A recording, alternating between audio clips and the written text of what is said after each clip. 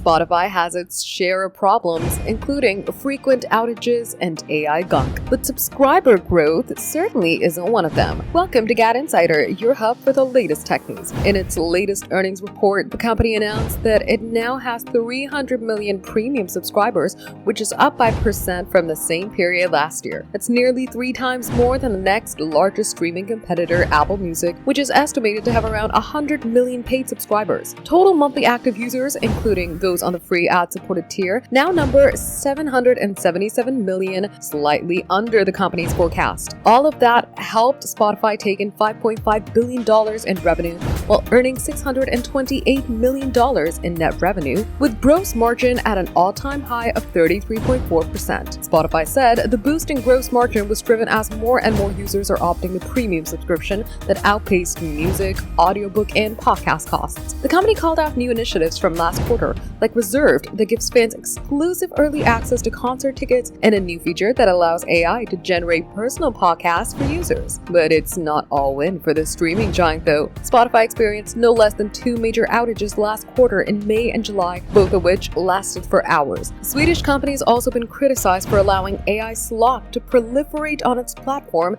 despite introducing verification badges and other tools. There are ups and downs for every platform, but with the audience loyalty, Spotify does not need to worry about losing its fan base. For more updates, subscribe to GadInsider, like and share the video, and don't forget to press the bell icon so you never miss any update.